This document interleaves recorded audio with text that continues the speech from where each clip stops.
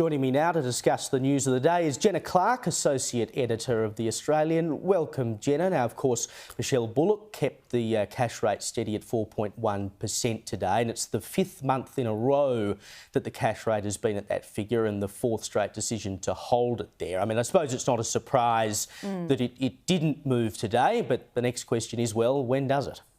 Yeah, Caleb, I think, look, you are a GG's man, and I think Melbourne Cup Day could be particularly bleak for not only yourself but also, homeowners and people with mortgages, because I guess the new governor probably will want to step in and she's going to want to try and quell Christmas spending ASAP, and the only way to do that now is come Melbourne Cup Day, when the next meeting will be. So I think all the economists that I've spoken to today, and I know that you will be speaking to Business Now's Ross Greenwood very soon, they're definitely predicting something to move in November.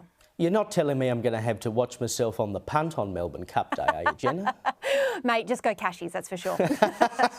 I might actually have to get a win on the punt so I can deal with the rising interest rates and pay my mortgage.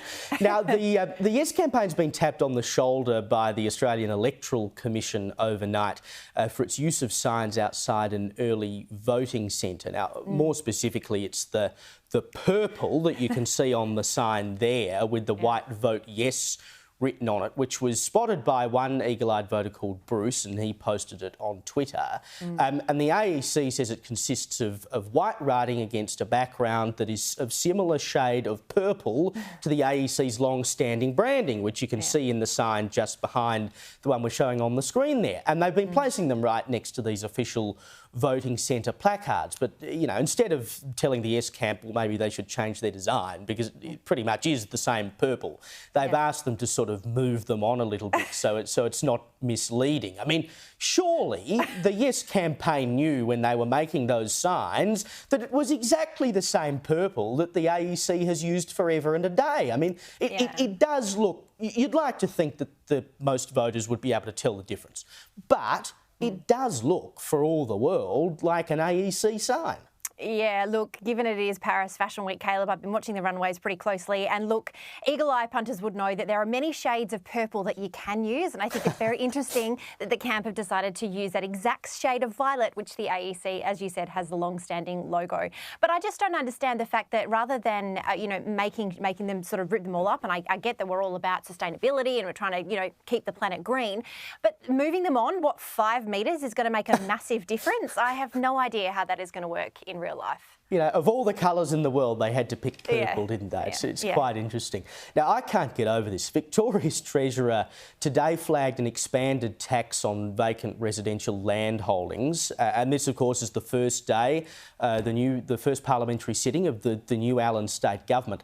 Now, the only problem was that the Premier's staff were caught completely off guard by the news. He got up at a property council breakfast this morning, announced it. I mean, it had been floated in front of Cabinet on Monday, but they hadn't made any decision about when to announce it. And then Tim Pallas, a week after he misses out on becoming deputy leader, just goes rogue at breakfast and announces tax changes without telling anyone else he's going to do it. Yeah, here we go, my friend. Spring Street is about to become better than the Real Housewives of Sydney set, because I think this is where we see all of those seams come undone. I mean, there's a very big difference in floating something in front of Cabinet as opposed to planning the PR rollout of an announcement of legislation. And the fact that the Treasurer stood up and said all of this in front of an unawares property council, I mean, the ovaries on the guy are very, very big, and I applaud him for that. I tell you what, of all the places you could have made that announcement, he chose the Property Council, went down like an absolute lead balloon, I'm told. Now, 2 young men died over the weekend after they attended a music festival in Sydney. Now, police are yet to determine whether drugs caused their death, but there have been calls since to introduce pill testing, and the New South Wales Health Minister is already batting away those calls, saying that it's not a silver bullet that would prevent deaths. I mean, it seems we have this discussion pretty much every summer. I know they've talked about it in the ACT, but the question always is, if you've got illegal drugs, they are illegal. Should we actually be assisting you in your ability to take them? Yeah, I mean, it's such a contentious issue, isn't it, Caleb? And it's also really emotive because I know that we did see that a lot of I know Monash University or a university in the ACT did say that we would offer it to New South Wales to have pure testing. And the people that they got to front it was also, families that had lost loved ones to illicit drug use. And they were pleading and there were tears pleading, saying, please allow this to happen. I think it's going to take a very mature conversation to have because I think the knee-jerk reaction is to obviously say, absolutely not, it's an illegal substance and you shouldn't be involved. But I think, I think we have to have this conversation. People are taking drugs and we have to be aware of the consequences and make them aware of the consequences as well. Yeah, I mean, look, I would think you'd know the consequences by the time you're old enough to go to a music festival and do that kind of thing, but I do get the argument. Jenna Clarke, you're a champ. Thanks for joining me tonight.